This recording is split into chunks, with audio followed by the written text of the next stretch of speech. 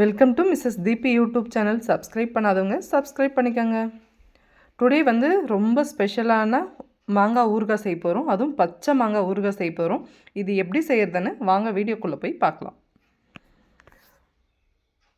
ஊறுகாய் செய்ய ஃபஸ்ட்டு நம்ம வந்து மாங்காய் தான் சூஸ் பண்ணணும். நாம் வந்து எல்லா மாங்காயிலுமே செய்யலாம். ஊறுகாய் பொறுத்த வரைக்கும் நம்ம போகிற மிக்ஸு அந்த மாங்காவுடைய புளிப்பு சுவை தான் ரொம்ப முக்கியம்.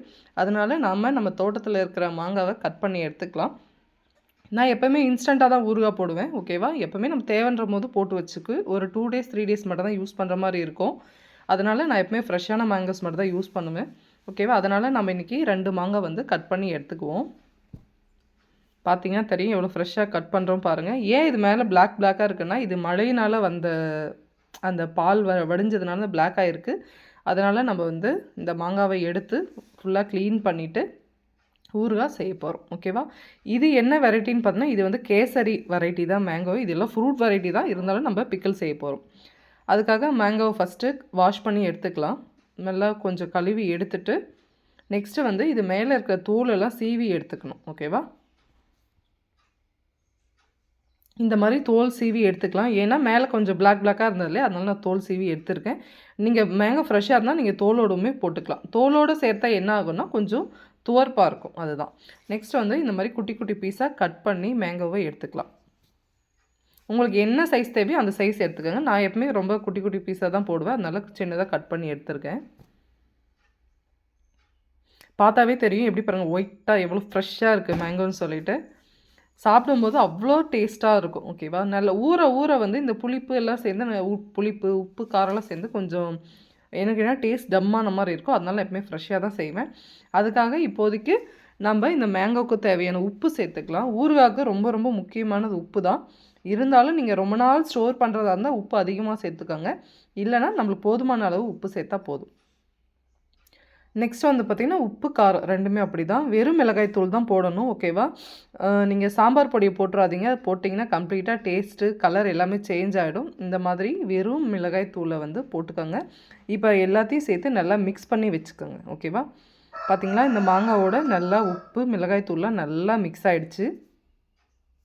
நல்லா குலுக்கி விட்டுக்கோங்க. இல்லைனா ஸ்பூன் போட்டு நல்லா மிக்ஸ் பண்ணி வச்சுக்கோங்க.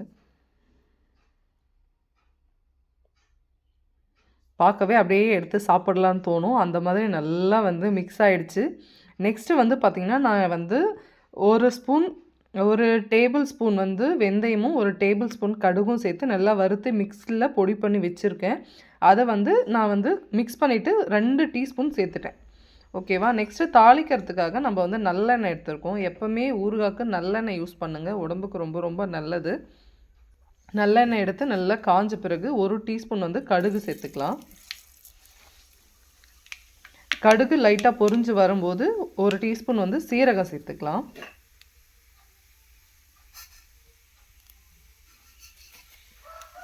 இது ரெண்டும் நல்லா பொரிஞ்சு வரும்போது தான் நம்ம வந்து 1 டீஸ்பூன் வந்து பெருங்காயம் சேர்த்துக்கணும். நல்லா பொரிஞ்சு வருது.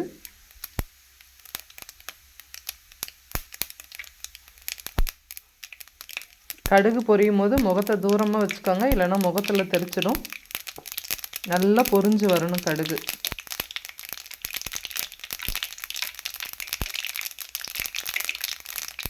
சூப்பராக பொரிஞ்சு வருது. இப்போ பெருங்காயம் சேர்த்துக்கலாம்.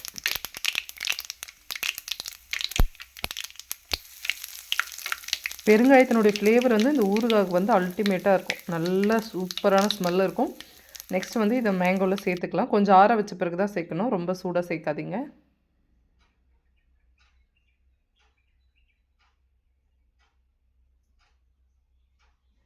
சேர்த்துட்டு நல்லா மிக்ஸ் பண்ணிக்கோங்க. நெக்ஸ்ட்டு வந்து உங்களுக்கு ஏற்கனவே வெல்லம் தேவைன்னா சும்மா 1 டேபிள் ஸ்பூன் வந்து நாட்டு சர்க்கரையை இல்லை ஒரு குட்டி பீஸ் வெல்லம் சேர்த்துக்கோங்க. பட் எனக்கு வெல்லம் சேர்க்கறது பிடிக்காது, அதனால் நான் வெல்லம் சேர்க்கலை. இப்போ போட்டு நல்லா மிக்ஸ் பண்ணி எடுத்துக்கிட்டால் நம்மளுக்கு மாங்காய் ஊறுகாய் ரெடி.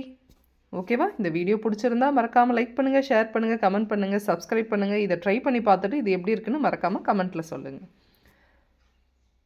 எப்போவுமே வந்து ஒரு தயிர் சாதத்துக்கு ஒரு சாம்பார் சாதத்துக்கெல்லாம் வச்சு சாப்பிட்டிங்கன்னா அல்டிமேட்டாக இருக்குங்க. ஓகேவா? ட்ரை பண்ணி பாருங்கள். தேங்க்யூ.